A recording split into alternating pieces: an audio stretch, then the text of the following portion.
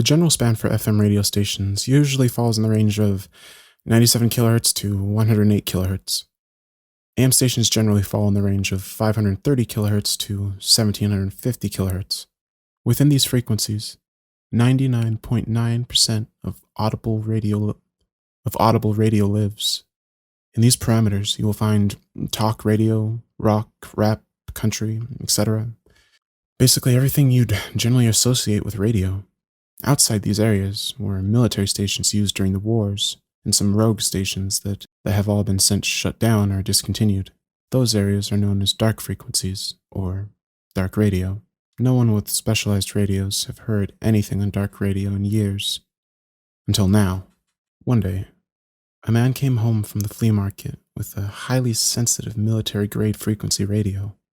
His wife thought it was a worthless piece of crap, but the husband, being a huge history buff, thought it was a wise investment.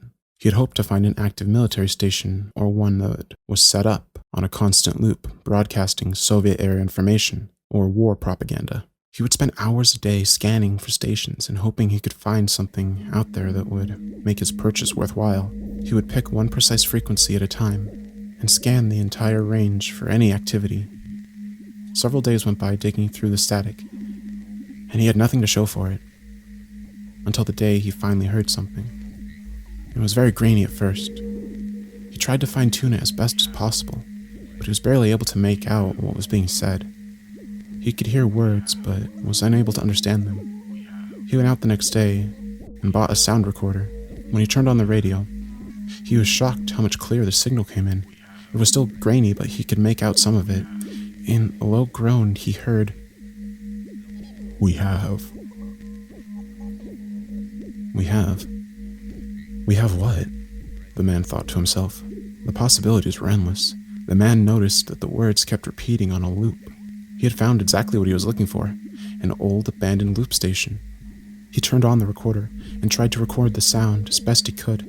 The next day, he was going to take it to the studio and see if he could find out exactly what was being said.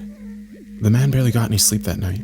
He was filled with excitement about making such a historic discovery and the world-changing effect it could possibly have. He figured it would be best not to tell his wife about the discovery until he knew for sure what it was. Before he left the house that morning, he turned on the radio again. He set the recorder down when he realized he wouldn't need it. The station was now a lot clearer with minimal static. It was as if the station was reaching out of his radio. We have 21. Followed by the sound of two bells, one high and one low. 21.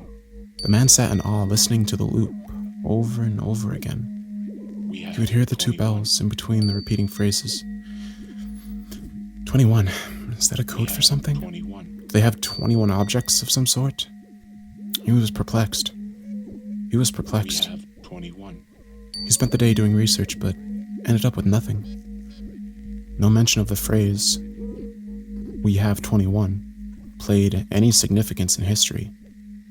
He waited a day hoping that the signal would improve, in case there was something he couldn't hear yet. When he turned on the radio the next day, he was disappointed to hear the same voice repeating the same phrase over and over again, with the 2 bells in between. Although, something seemed different. It took him a few minutes to realize, but a faint clicking was heard in the background. It didn't take him too long to realize this was Morse code. He spent an hour using the computer translating from scratch and was thrilled to see that it spelt out coordinates. Using his GPS, he was able to find the location. It was about a 2-hour drive from where he was. After driving down a few side roads, and one really long one deep into the woods, he'd finally reached his destination. It was a large clearing with a massive cube-shaped building in the center. It must have been at least 4 stories tall. All 4 sides were gray, with no marking on the outside as to what the building was even used for. He walked around the entire perimeter of the building and found the only door available. The door was surprisingly unlocked. He walked into the building by dusty rooftop windows with a single wooden desk and a chair in the middle. The place seemed like a giant airplane hangar from the inside. He approached the table and saw a small desk lamp illuminating the radio broadcasting equipment. complete with a transmitter and a microphone. It was emitting a deep, ominous groaning noise. This makes no sense. There's no one here. Where is that sound coming from? He listened to the groan and noticed that it was changing sound, volume, and length. It didn't take him long to realize it was actually saying, extremely slowly. We have 21. He listened for several minutes until the groaning voice stopped. After completing the phrase, none of this made any sense to him. Who was saying this? There's no one here. Why is it sounding so slow? Why is it now silent and not repeating? And where are the bells? At that moment, two deafeningly loud bells rang throughout the room. They didn't sound like small bells anymore. They sounded like massive church bells being struck with a sledgehammer just inches above his head. He covered his ears and collapsed to the ground. When the sound finally stopped, he uncovered his ears. He looked around the building again. He noticed it was significantly darker than before. The windows on the roof were no more. There was no door, nor was there ever a sign of one existing. The lamp on the desk was still lit, and all the broadcasting equipment was still there. He was now surrounded by silence and darkness. Curiosity eventually got the best of his wife later on that day. She turned on her husband's radio. Clear as day, as if he were standing right there in the room with her, she heard his voice. We have 22. It was silent for a brief moment. Then,